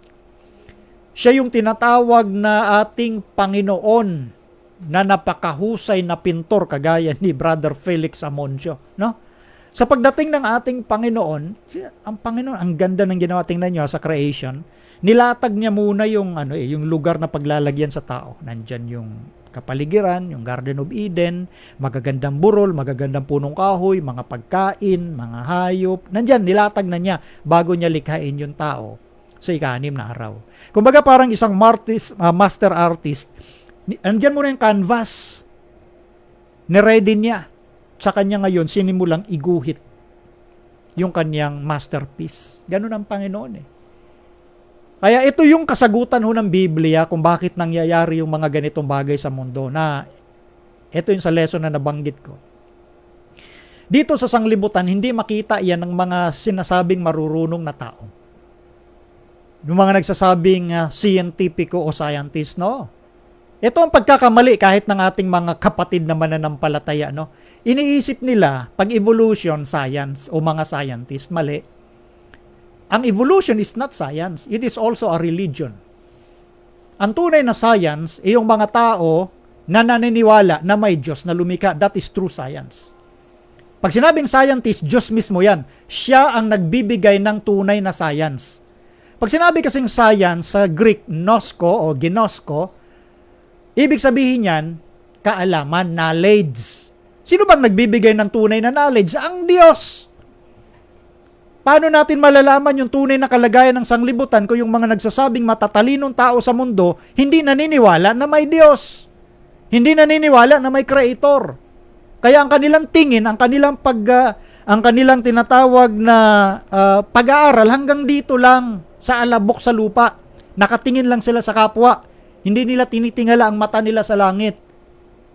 Hindi sila mga totoong matatalino. Kaya hindi po sila mga tunay na scientist. Alam nyo, pag sinabi pong scientist, nababahagi yan sa dalawang grupo. Huwag kayong maniwala na pag nagtuturo ng mga evolution, ang ating mundo billions of years ago na matatalino, hindi po sila matatalino. Kinukonsidero sila ng Biblia ang mga mangmang. Ang tunay na matalino ay yung mga scientist na naniniwala na may Diyos na lumikha ng sanglibutan. Paano mo i-explain? Tayo lang bilang tao. O sabihin natin, ihiwalay mo na yung tao sa ibon lang. Iba-ibang species. Iba-iba uri ang pagkadisenyo sa mga magagandang ibon. Paanong lumitaw yan by chance o sa pamamagitan ng Big Bang? O di ba kaya ko sinasabi ho na yung mga nagsasabi na galing tayo sa isang malaking pagsabog, yan ang isang malaking kalokohan. That is religion. It is not science. That is religion. Dahil pag sinabi nga religion, isang paniniwala ho na pinanghahawakan mo. At ang religion naman ng Biblia, may pinanghahawakan kang ebidensya. Ang Big Bang walang pinanghahawakang ebidensya. Kaya nga hanggang ngayon, theory. Di ba? May fact na ba ang Big Bang? Wala. Bakit? Kasi sa kanilang mga kwento ni Lola Basyang, yung madalas kong sabihin, anyway, dami ko rito niyan, mga video ko dito sa Facebook page natin ng ROF, nandyan, tinalakay ko na yan, yung evolution. Kaya kung sinabing religion yan, kasi paano ka maniniwala sa kwento na 20 billion years ago, may isang nangyaring malakas na pagsabog? Saan ang galing yung malakas na pagsabog? Sa ano daw? Infinitesimal region. Yung pag sinabing infinitesimal region, infinitesimally small, maliit pa sa tuldok yan. Yan ang pinanggalingan ng pagsabog. Maliit pa sa tuldok. O pag nakaharap kayo sa libro, sa dulo ng pangungusap, merong period, mas maliit pa dyan yung pinanggalingan daw ng pagsabog ayon sa mga kinikilalang matatalinong tao. Ngayon, paano mo patunayan yan? Sige nga, patunayan nyo. Dahil ang science kasi fact yan eh. Observable sa laboratory, kaya science eh. Paano mo mapatunayan yan? Di ba? So kaya nga sinasabi ko, religion, ang evolution, hindi yan tunay na science. Kaya wag nyo, sa atin hong mga nag-explain pagdating sa ganyang bagay, wag nyo na ituro na science ang evolution. Wag nyo babanggiting science yan. Hindi science ang evolution. That is false science. Ang malungkot lang, funded yan ng buwis ng gobyerno. Di ba pag relihiyon, walang buwis. Pero nakakalungkot, pinupunduhan ng buwis ng gobyerno ang mga evolutionists. Yun ang malungkot lang dyan eh. Di ba? So sinasabi ko ito dahil ito sa creation account, ang daming fact. Kung anong sinabi ng Bible, factual yan kung paano nilikha ng Diyos. Una, Genesis 1:2.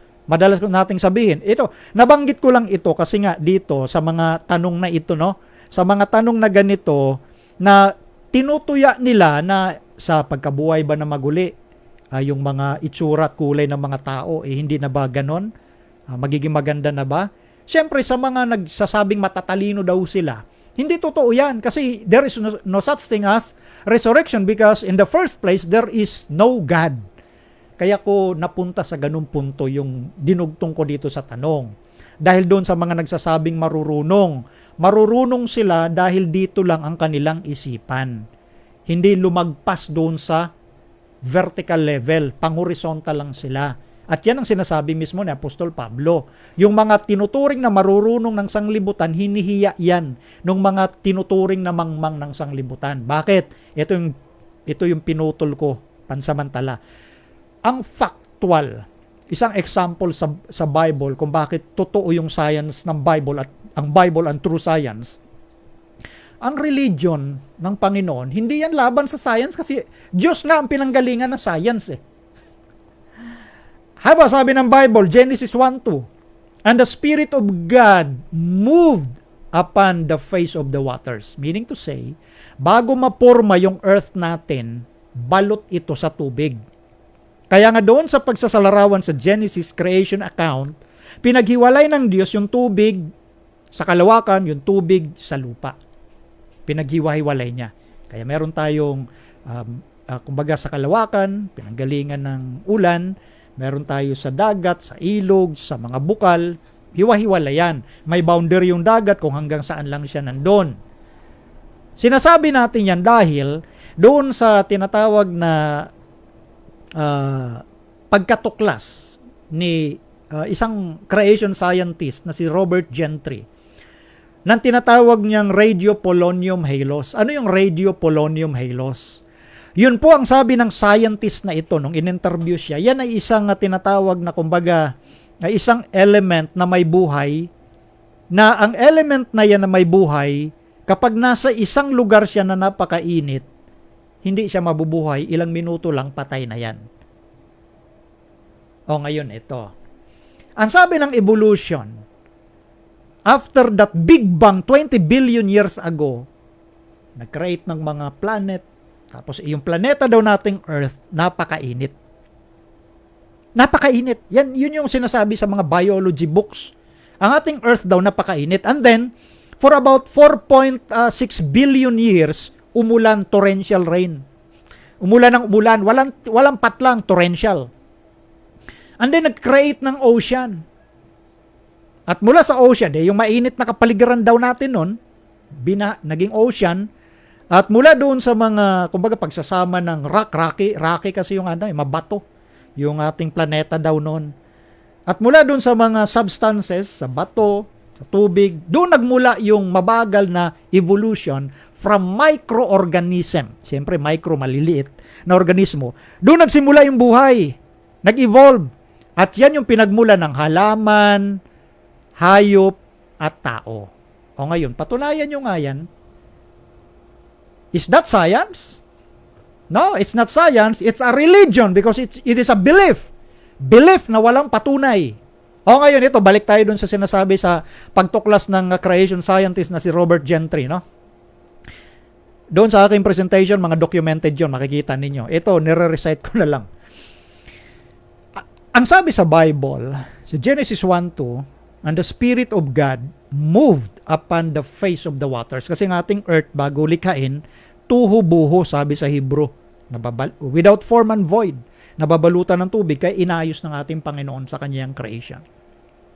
Kung totoo, ang theory ng evolution na napakainit ng ating planeta, di sana wala ng buhay na radiopolonium halos ngayon. Nakita nyo yung point? Dahil ang sabi ng isang scientist na si Gentry, ang radiopolonium halos na ito nabubuhay lang sa malamig na lugar. At yan nga ang sinasabi ng Biblia, ang ating pong mundo bago likain, puro tubig. Kaya may radiopolonium halos tayo ngayon. Kaya yun ang patunay, isa lang yun sa maraming patunay ng Biblia na scientific yung sinasabi ng Bible. At yung evolution is just a religion. It is just a belief. Walang ebidensya. Yan po yung punto natin. Di ba? Ano ang scientific ngayon? Bible creation account. Hindi yung evolution account. Kaya mga kapatid, no, iwasan ninyo yung pagsasabing magkalaban yung science at Bible. No. Ang tunay na science, Bible. Diyos ang nagbibigay ng karunungan. Okay? So yun po yun. So sa pagkabuhay na maguli, bakit natin nalaman ito? May pagkabuhay na maguli kasi naniniwala tayong may Diyos na lumika at hindi ganito dati yung sitwasyon ng ating sanglibutan. Na hindi pinapaniwalaan ng mga siyentipiko na mayroon daw mga dinosaur daw noon. Yan nga, evolution nga eh. Billion years ago, totoo namang may mga malalaking hayop. Pero hindi totoong billion years ago. Dahil ang from creation account, ang mundo natin ngayon, ayon din sa pag-aaral ng mga scientist na naniniwalang may Diyos, ay nasa more than 6,000 years na ang ating sanglibutan. Tinalakay ko na po yan. Once again, tinalakay ko na po. Nandun yung lahat ng documents, files doon sa ating videos. Scroll down nyo lang yung videos natin at doon yung topic ko na evolution theory. Doon yung mga dokumento at doon ninyo makikita kung gaano ka relihiyoso po ang evolution theory. Religion yan. Hindi yan totoong science. Yan po yon. So, sa pagkabuhay na maguli, kaya nalaman natin, mayroong Diyos na nagsabi na yung tanong mo, Brother Felix, mangyayari puro kagandahan. Walang mga inferior, walang hindi magandang kulay sa pagkabuhay na maguli. Okay? May pakilagay itong nasa verse 53. Ang sabi dito, sapagkat kinakailangan na itong may kasiraan ay magbihis ng walang kasiraan. At itong may kamatayan ay magbihis ng walang kamatayan. Therefore, maliban sa yung pagiging corruptible ay magiging incorruptible, sa panahon ng pagdating ng Panginoon, may mangyayari na ipagkakaloob na niya yung tinatawag na immortality. Walang kamatayan. So lahat doon, Brother Felix, magaganda na sa langit. Walang pangit, walang maliit, pare-pareho. Doon, magiging maayos sa lahat doon. Yun ang pangako ng Biblia. At yun ang inasahan mismo ni Job. Diba sabi ni Job sa Job 19:26? Sinabi niya yun, makikita ko ang aking manlilikha sa aking balat. Ganun yun. So ibig sabihin, yun yung pag-asam ni Job na merong resurrection. At mapapalitan yung ating katawang panglupa lang. Mapapalitan ng tinatawag na glorified body. Pilipos 3:20-21. Ang ating Panginoon nung nabuhay na maguli after 3 days, that is glorified body. Kumakain din siya ng isda. So kung ano yung normal na ginagawa, ibig sabihin sa normal na naka-categorize lang, kumakain ka, kaya nga sa langit mayroong mga prutas, kakainin mo nga eh. Kakain ka rin doon sa langit, no? So, ang magiging kaibahan lang, mabubuhay tayo na walang problema, walang sakit, walang kamatayan, walang panganib, mabubuhay ka sa kaligayahan dahil ang Diyos kasama mo.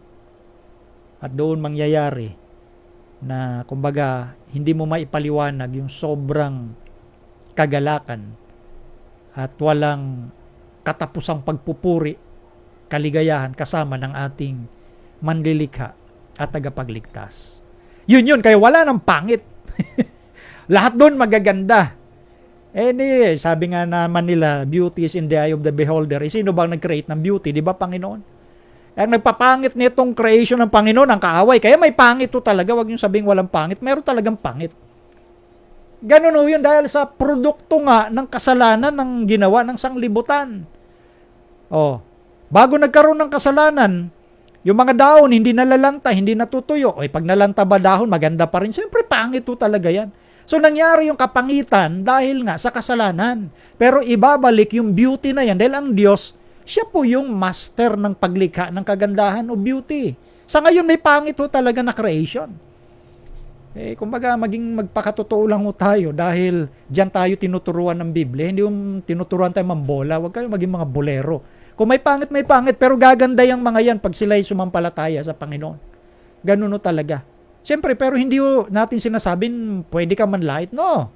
Ang sinasabi ho natin dito, yung realidad na may maganda, may pangit dahil sa kasalanan, sa epekto ng kasalanan. Pero hindi natin sinasabi o ini-encourage na manglait ka ng pangit. Hindi naman ho ganun. O di ba? Maging maging maayos tayong mga anak ng Diyos. Okay? Next na question.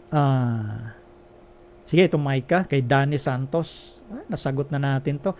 Nangangahulugan po ba na tama ang aral ng Islam na nilalang ng Diyos si Jesus at kailanman ay hindi naging Diyos? Ito po yung topic natin last Sunday. Balikan nyo na lang po yun dahil sinagot natin ho dun. Okay? Sinagot na natin ang napakahabang sagot ito. Siguro, late lang ito pumasok kaya kumbaga sinadya ko na ring basahin. Siguro, hindi pa niya napakinggan nung linggo yung buong pagpapaliwanag, nagtanong agad siya.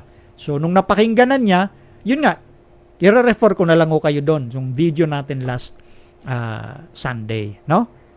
Okay. Next question, Micah.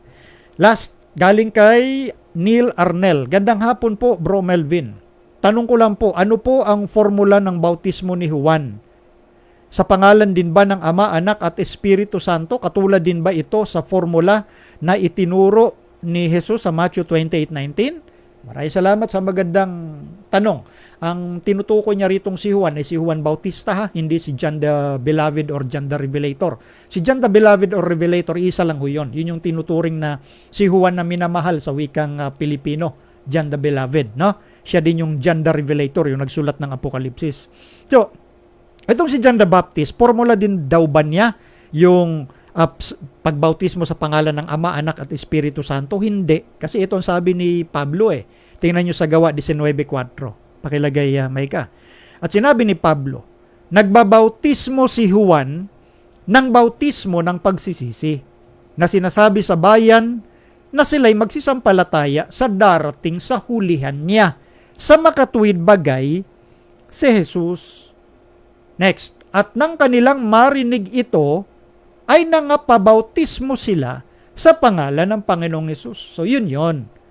Kaya hindi yung formula ni John the Baptist kasi ang purpose, ang tanging layunin ni Juan Bautista, ihanda ang daan ng Mesiyas. Yun nga ang ating Panginoong Jesucristo. Kaya nga, ang kanyang ginagawang pagbabautismo ay bautismo sa pagsisisi o repentance. Magbago na sila ng dating pag-uugali nila. Yun yung purpose. Kanya-kanya kasi yung purpose yan Kaya naman, nung nandito na nga yung ipinaghanda ni Juan, ang ating Panginoong Jesucristo, ito ngayon yung inutos naman ng ating Panginoon sa kanyang mga alagad. Matthew 28:19. Pakilagay, Micah. Dahil dito magsiyaon nga kayo at gawin ninyong mga alagad ang lahat ng mga bansa na sila'y inyong bautismuhan sa pangalan ng Ama at ng Anak at ng Espiritu Santo na ituro sa kanila na kanilang ganapin ang lahat ng mga bagay na iniutos ko sa inyo. At narito, ako'y sumasa inyong palagi hanggang sa katapusan ng sanglibutan. Yun. Nung ang ating Panginoon ay gumawa na ng kanyang ministeryo, ito ngayon yung kanyang Great Commission sa kanyang mga alagad at extension hanggang sa atin. Gawing alagad ang lahat ng mga bansa at bautismuhan sila sa pangalan ng Ama, Anak at Espiritu Santo. Ito na yung turo ni Kristo. Kay Juan kasi, bautismo sa pagsisisi. Kaya hindi ganun yung formula ni Juan Bautista. At wala nga tayong nabasang ganun nga. Sa panahon ng ating Panginoon, sa kanyang ministeryo, sinabi yan. Matapos bautismuhan, yung mga taong tuturuan, ang bautismo sa Biblia, babautismuhan yung mga tuturuan. Sabi ni Kristo, ituro sa kanila yung mga bagay nilang dapat ganapin gaya ng iniutos ni Kristo sa mga alagad. So bago bautismuhan, tuturuan mo na. And sa panahon ng bautismo, ilulubog sa tubig. Dahil ang meaning ng baptizo, na Greek word na naisaling bautismo or baptism ay immersion, paglulubog. Yan yon. Kaya naintindihan ito ng mga alagad. Kaya pagdating kay Pedro, ito na, pakilagay Micah, Gawa 2:38, nung sila'y nangaral, at sinabi sa kanila ni Pedro, mangagsisi kayo at mangagbautismo ang bawat isa sa inyo sa pangalan ni Hesukristo sa ikapagpapatawad ng inyong mga kasalanan at tatanggapin ninyo ang kaloob ng Espiritu Santo. Kasi kaya ito ang sagot ni Pedro at ng mga alagad kasi ang tanong ng mga tao, itong mga Hudyo na nakarinig ng pangangaral ng mga alagad ditong sa panahon ng Pentecostes, na laman nila na yung kanilang ipinapatay, yun pala yung pinadalang Mesyas. Kaya nabagbag yung kanilang mga puso nalumbay sa ikapagsisisi para mapatawad sila. So anong gagawin namin para maligtas? So ang sabi ngayon ni Pedro, tanda nyo yan, nagtatanong yung mga taong gustong magpabautismo na. Ang sabi ngayon ni Pedro, mangagsisi kayo, mangagbautismo ang bawat isa sa inyo. Meaning magpabautismo sila sa pangalan o sa authority ni Kristo. So yung baptism na tinuturo ni Pedro at ng mga alagad, authority ni Kristo. O ngayon yung formula, yun yung sinasabi ni Kristo. Sa pangalan ng Ama at ng Anak at ng Espiritu Santo. Yun yung formula. Yung sinasabi naman kasi dito ni Pedro, ito yung authority ng baptism ni Jesucristo. Otoridad ang pinag-uusapan doon. On what authority kayo magpapabautismo? Hindi sa authority ni Jesus Christ. Maliwanag yon. Hindi doon sa bautismo ni Juan Bautista. Dahil ihinahanda lang niya yung daan ng Mesyas. At syempre si Kristo, yung anak ng Diyos, ang magtuturo kung ano yung pamamaraan, lalo na sa bautismo. In the name of the Father, and of the Son, and of the Holy Spirit. Ang sabi naman ni Pedro, yung authority kung kanino kayo. Anong bautismo tatanggapin nyo? Bautismo ni Jesucristo. Yun po yun. Yun po yung sinasabi rito. At kapag tinanggap natin yon, di tatanggapin natin yung kaloob ng Espiritu Santo. Na naranasan po yan nung mga alagad na nagpabautismo kay Juan Bautista. Na sinabihan nga sila ni Pablo sa Gawa 19:4 at 5, nung sila'y nagpa-rebaptize, dahil sabi nga nila, hindi namin narinig yung tungkol sa Espiritu Santo. Kasi nga bautismo ni Juan yung kanilang tinanggap. Kaya sila nagpa-rebaptize. Ngayon, nung nagpa-rebaptize sila, eto nga yung punto, tatanggapin nila yung kaloob ng Espiritu Santo. Ito yung bautismo sa otoridad o authority ng ating Panginoong Hesukristo. Yun po yung pinag-uusapan ho dyan, kapatid. Okay? So, yun po yung ating kasagutan sa magaganda po ninyong mga katanungan. Okay? So, yun po. So, bukas pong muli, no? Mag-forward lamang po kayo ng inyong mga tanong at ating ipaglilingkod po ang mga yan. Okay? So, ito po ang pagtatapos ng ating programa. At muli, doon sa ating mga estudyante ng Reasons of Faith Bible Institute Season 4, mag-ready na po. Madaling oras lang ito. Mamaya, papadalan ko po kayo ng Zoom link. Ito pong second batch, no? Si Nerisha Bulabog, alas 7, eksakto ng gabi. Renilyn Bulabog, 7:20. Jenny Abilino, 7:40. Lopi Amugawan, alas 8. Pauline Kuchonko, 8:20. Malo Kuchonko, 8:40. Eddie Ward Helonga, alas 9. At Daniel Galvez, 9:20. 20 minutes lang ang allotted time sa aking gagawing evaluation sa inyo po. So, be ready on time ho. Hindi na ho ako magpapaabot ng alas 10, no? Hanggang dyan lang sa oras na yan. So, ready lang ho kayo. Isa-isa ko kayong padadala ng link at papasok kayo doon sa time na allotted po sa inyo. Okay? So, yan po yung ating karagdagang announcement. At sa atin nung pagtatapos, muli, ang ating Panginoong Diyos ay patuloy na nananawagan sa bawat isa sa atin. Na ito pong ating ginagawang pag-aaral ay para lalong mapasigla ang ating pananampalataya dahil sa lubusang pagkakilala sa nais ng ating Panginoon. Patuloy po tayo magtalaga sa Diyos dahil sa mga araw pong ito ay tinuturing na ring araw na mapanganib. Baka hindi nyo po, kumbaga, nararamdaman na itong kapanahunan po natin, ito yung kapanahunan na kung saan yung pagpupursige ng kaaway na magkaroon ng tinatawag na bagong sistema ng kaayusan ng ating sanglibutan, nangyayari na ho yan. At patuloy na nagaganap yan. Sa mga kapatid o sa ating mga kaibigan na marahil nababaliwala yung ganitong paghahanda, sana magkusa ho kayo na patuloy na lumapit, lumuhod sa ating Panginoon, pag-aralan yung kanyang mga salita, para kayo din naman ay mahanda sa nalalapit na pagwakas ng ating sanglibutan. Magiging biglaan ho ito. Kaya habang may panahon pa, lalo na doon sa mga nagkikibit-balikat, lalo na sa mga ilan sa ating mga kaibigan na binabaliwala yung ganitong uri ng pag-aaral, at gusto nilang panoorin yung nakakakiliti ng kanilang mga damdamin, tandaan ninyo yung propesiya sa Amos 8:11.